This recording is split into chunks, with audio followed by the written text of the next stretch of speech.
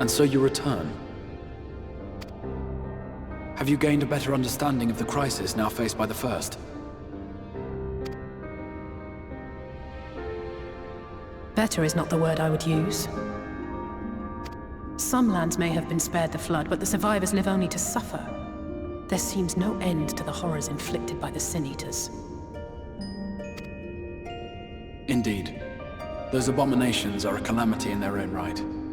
And I can well imagine how hopeless the task of eradicating them must seem to you. But after countless battles and untold sacrifice, we have identified a potential weakness.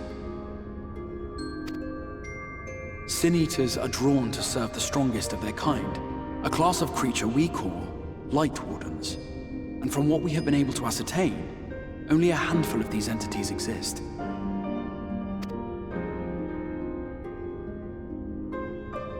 Just as an ant colony will perish in the absence of its queen, we believe that the death of a Light Warden will cause the lesser creatures within its sphere of influence to disperse.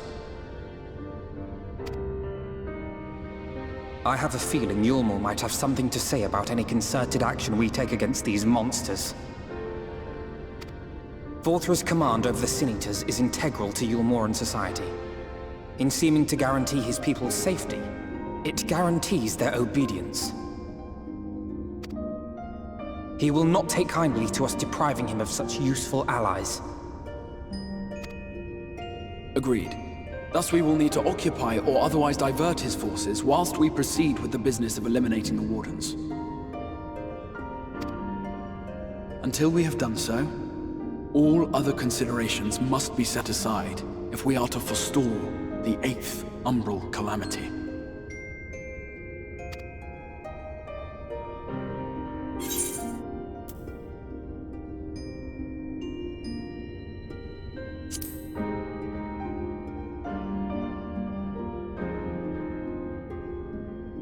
Your uncertainty is understandable, given the circumstances. Perhaps a more detailed explanation is in order. To begin at the beginning, then.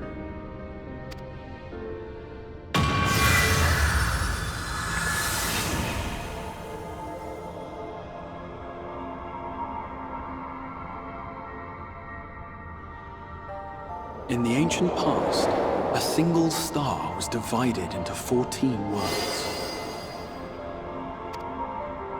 This is the source, your home. These others are the 13 shards, in whose number we find the first. Though physically separate, they retain a connection to each other, and with the source especially. Now, let us assume that a given element in one of the shards attains abnormal ascendancy.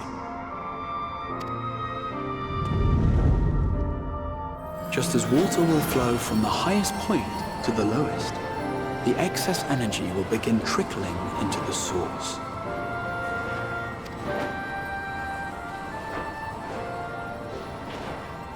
And such an influx of ether will of course exert a palpable influence.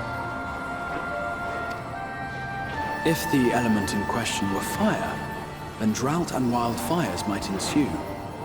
If it were ice, one might expect the weather to turn bitterly cold. As ether continues to pour in, such phenomena will become more and more extreme, until eventually, a single, untimely event triggers a disaster which cracks the barrier dividing the two worlds.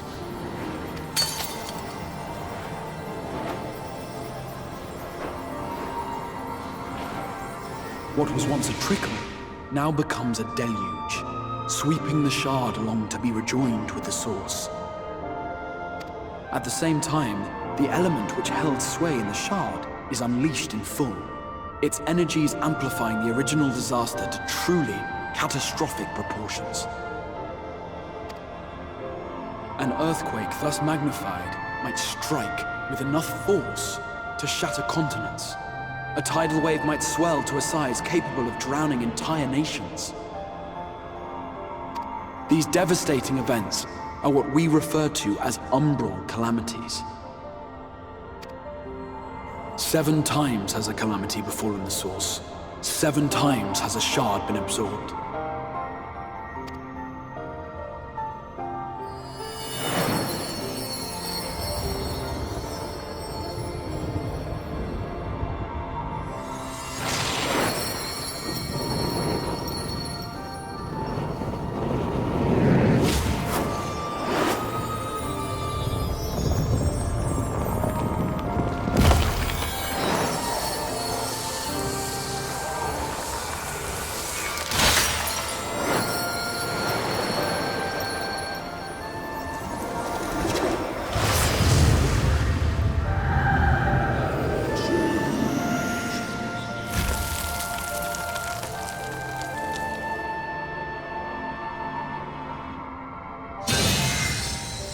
present, the light-drowned realm of the First stands perilously close to meeting the conditions for a rejoining. It is the Sin Eaters who are to blame for the Light's continued dominance. In addition to attracting their lesser kin, the Light Wardens I mentioned earlier radiate ether, saturating every corner of their territory with light. Even here in the flood-spared region of Norvrant, their influence is strong enough to banish night from the sky. Thus, if we are to restore balance to the First and head off a potential calamity, it is imperative that we put each and every Light Warden to the sword.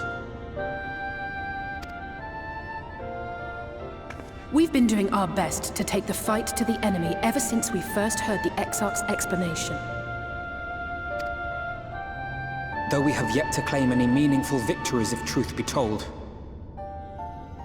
Apart from being confoundingly elusive, the Light Wardens possess a troublesome quality which compelled us to delay our plans until such time as you arrived.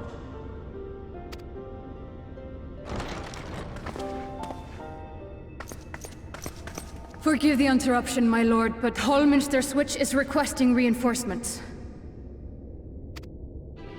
They say the Sin Eaters are attacking in force, and the village could soon be overrun.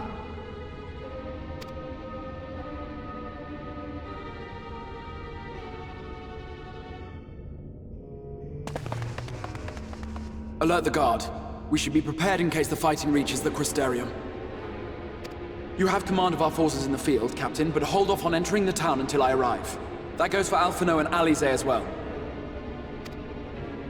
My lord.